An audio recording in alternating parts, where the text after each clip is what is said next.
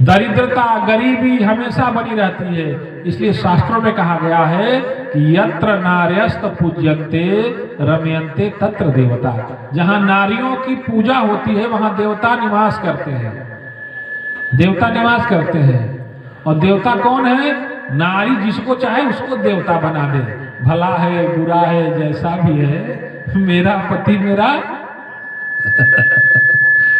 नारी जिसको चाहे उसको देवता बना दे। चाहे तो नारी देवता पैदा करती है, देवता से विवाह करती है, वो शुद्ध जगदम्बा स्वरूप लक्ष्मी स्वरूप होती है। उसके रहते घर में किसी को भूखा नहीं सोना पड़ता। बोलो सही की गलती है?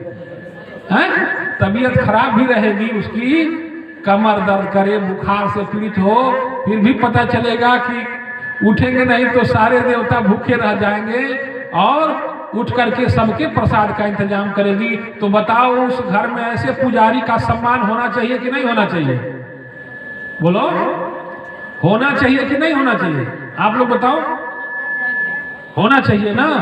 तो पुजारी का सम्मान होना चाहिए और हर व्यक्ति को अपने पद की मर्यादा का ध्यान रखना चाहिए। हर व्यक्ति को अपने पद की मर्यादा का ध्यान रखना चाहिए, क्योंकि आपका वजूद आपसे नहीं है, आपके पद से है। आप जब अपने पद की गरिमा का ख्याल रखेंगे, अपने पद के अनुरूप व्यवहार करेंगे, अपने पद के अनुरूप रहनी सहनी रखेंगे, तो आपका सम्मान हमेशा बना रहेगा और जीवन में उत्तरोत्तर आपका प्रमोशन होगा। और जिस घर में अपने पद की गरिमा का, जो व्यक्ति जीवन में अपने पद की गरिमा का ख्याल नहीं रखेगा, उसकी जीवन में हमेशा अवनति होती है। इसलिए आप लोग जान गए, आप लोग भगवान की प्रतिनिधि हैं। क्या है? भगवान की प्रतिनिधि, member of God.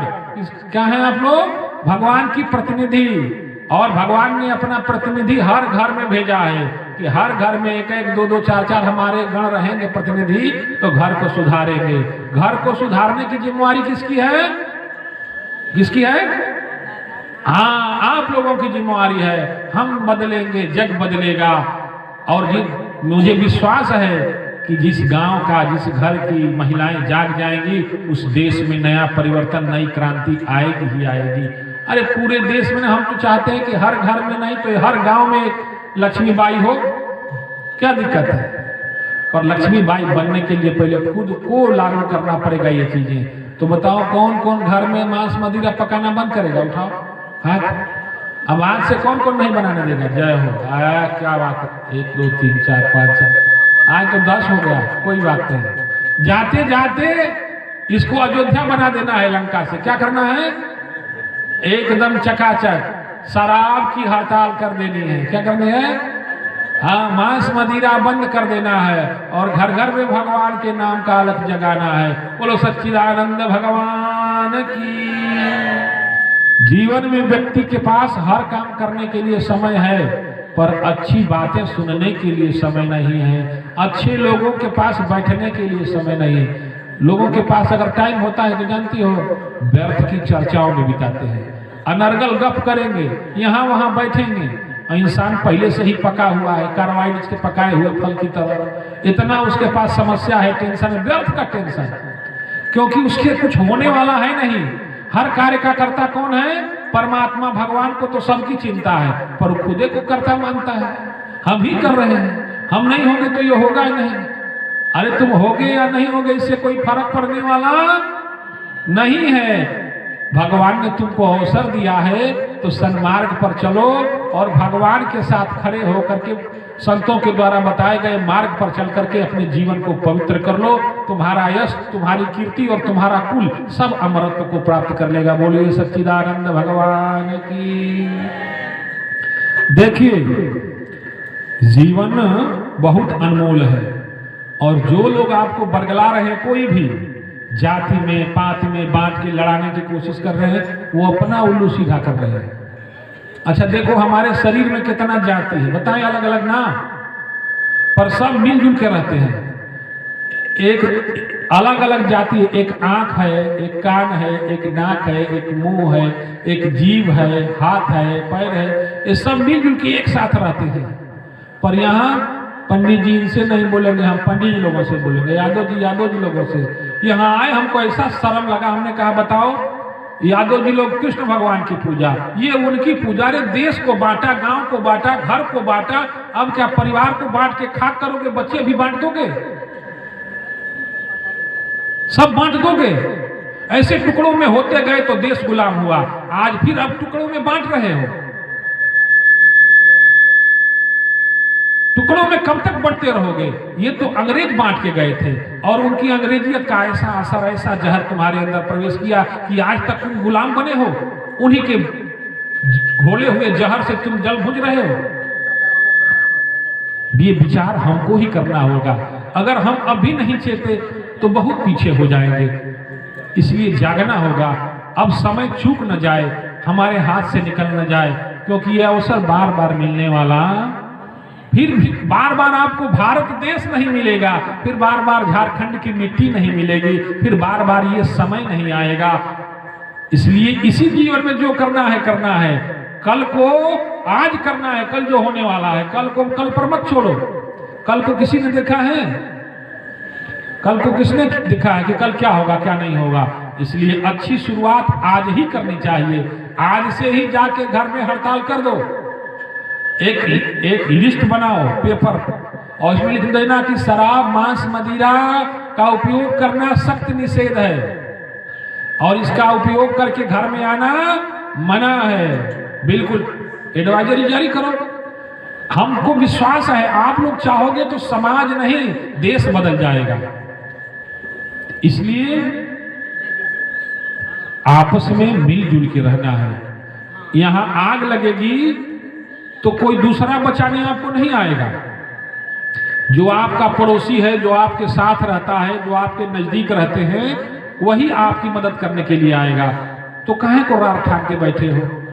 Ram ji ने भेदभाव नहीं किया, द्वापर में भेदभाव नहीं था, अभी भेदभाव करने की क्या जरूरत है? इसलिए हमारे जो परम आचार्य थे, रामानंदाचार्य महाभाग कहते हैं कि जाति पात पूछे नहीं कोई और हरि को भजे सो हरि का होई। अब बिजली क्या तार को करंट देने से पहले पूछती है कि तू 500 रुपया मीटर वाले हो कि 5 रुपया मीटर वाले? बताओ।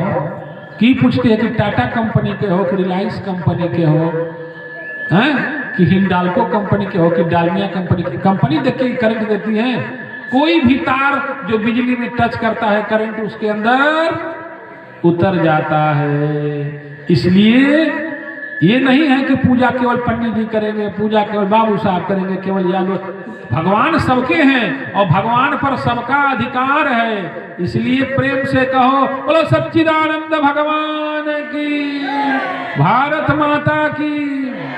और देखो भारत माता कि हम सभी संतान हैं, इसी मिट्टी से उपजे हैं, तो इस देश के प्रति भी हमारा कर्तव्य है। और हमको बरगलाया जाता है कि आप अपने जड़ों से जुड़े रहेंगे तो मजबूत रहेंगे। उनको भय है कि ये अगर अपने पूर्वजों के विचारों पर चले, अपने जड़ से जुड़े रहेंगे। अच्छा, कोई भी वृक्ष, कौन वृक्ष मजबूत होता है? जिसकी जड़ कमजोर होती है कि मजबूत होती है?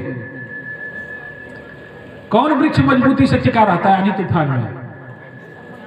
जिसकी जड़ मजबूत होती है, जो मिट्टी में गहरे तक। तो जो अपने देश से, अपने पूर्वजों से, अपनी माटी से जुड़ के रहेगा, वो किसी भी तूफान में उखड़ने वाला।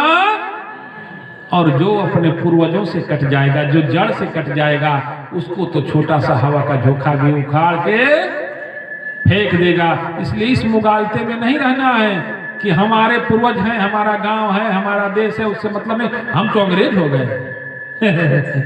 ये दिमाग से निकाल दो। पूरी दुनिया जब पढ़ना नहीं जानती थी, बोलना नहीं जानती थी, तो पूरी दुनिया को शब्द दिया भारत ने। पूरी दुनिया के पास एक अक्षर नहीं था, पहनने के लिए वस्त्र नहीं था, तो वो संस्कार दिया भारत ने। नई दुनिया का खोज करने कोलंबस आया, शरीर पर क्या था उसके? आकर के उसने जब देखा तो कहा कि हमको तो एक देवलोक मिल गया, ऐसा लोक मिल गया जहां लोग रहते हैं, सजते हैं, संवरते हैं, जीने का, खाने का, रहने का ढंग है। उसने तो ऐसी दुनिया कभी देखी ही नहीं थी, कल्पना तक नहीं की थी कि इतना उन्नत तकनीक, ऐसे उन्नत जीवन। सोचो, जिस समय पूरी दुनिया के पास शब्द नहीं थे, उस समय भी तुम्हारे देश में गुरुकुलों में वेद पढ़ाए जा रहे थे।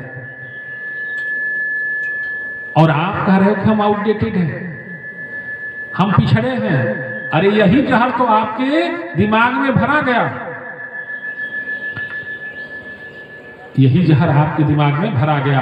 अंग्रेजों ने बार बार लूटा देश को, और लूटने के बाद भी जब भारत कमजोर नहीं हुआ तो वहां सर्च किए सब मिल करके कि क्या वजह है कि बार बार इतना संपत्ति लूट रहे हैं, खजाना लूट रहे हैं, खेत जला रहे हैं, उसके बाद भी भारतीय लोग कमजोर नहीं हो रहे, आर्थिक समृद्धि इनकी जा नहीं रही।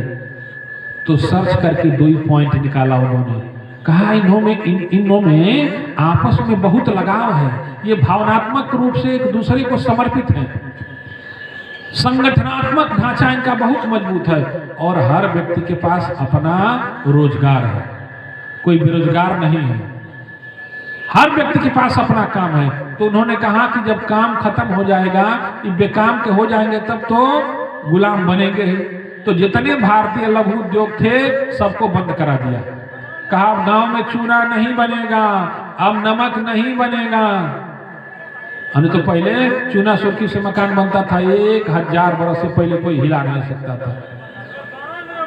नील की खेती होती थी, नील को बैन कराया, सब पर अपना कब्जा किया, और अपनी ही फैक्ट्रियों में हमको गुलाम और मजदूर बना के खटाना चालू किया।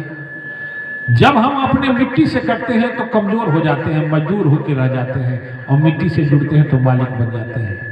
पूरी दुनिया को ज्ञान देने का काम इसी मिट्टी ने किया।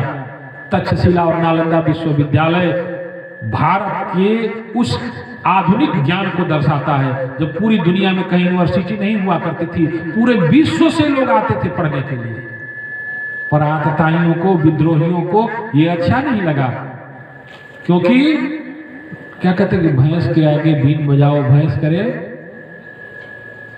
क्या कहते पगुराए, तो उनको अच्छा नहीं लगा, क्योंकि ज्ञानी लोगों की भाषा, ज्ञान, ये तकनीक उनको अच्छी नहीं लगी। उस यूनिवर्सिटी को फूंक दिया गया, और ऐसा कहा जाता है कि लाइब्रेरी में इतनी पुस्तकें थी कि वो पुस्तकें 1 साल तक जलती रही। सोचो, धर्म परिवर्तन कराया गया तलवार के बल पर, गर्दन काट लिया गया, शिखाएं काट ली गई, बहन बेटियों की आबरू लूटी गई, प्रताड़ना दिया गया, हमारे धार्मिक आयोजनों पर टैक्स लगाया गया, इस तरह से मजबूर किया गया कि हम धर्म परिवर्तन करके उनके पीछे लग जाएं। इतना कुछ सहने के बाद भी हमारे पूर्वजों ने हमारे धर्म के लिए अपनी गर्दन कटाई, शिखा कटाया, आबरू से बेआबरू हुए, सब कुछ मिटा करके, पर इस धर्म को बचा के रखा कि कल आने वाली हमारी नस्लें इसको आगे बढ़ाएंगी। तो क्या हम लोगों का कर्तव्य नहीं है कि हम सनातन धर्म के लिए एक होकर के रहें? बनता है कि नहीं बनता, बताओ? अरे बांस, रस्सी, प्लास्टिक, फूस सब मिलता है तब ना झोपड़ी बनती है, और सबको अलग अलग कर दो तो किसी को छाया नहीं मिल सकता। इसलिए हम सब एक होके रहेंगे तो किसी को आश्रय दे सकते हैं, और टुकड़ों में बटेंगे तो टुकड़ा हो जाएगा। टुकड़ों में बटेंगे तो क्या हो जाएगा? टुकड़ा हो जाएगा। इसलिए एक बन के रहो। अब कान जो सुनता है यहाँ कह के हम देखबे नहीं करेंगे, वाणी कह के हम बोलबे नहीं करेंगे। इसलिए मिलजुल के आपस में प्रेम सद्भाव से रहा जाए। और हम तो उस देश के हैं, हम लोग का सौभाग्य है कि इस देश में सभी लोग मनीषियों के वंशज हैं, यहाँ तो देवता निवास करते हैं। इसलिए प्रेम से बोले सच्चिदानंद भगवान की। देखें, थोड़ी चर्चा कर लिया जाए। साड़ी का इंतजाम हो गया है आप लोगों का? हैं?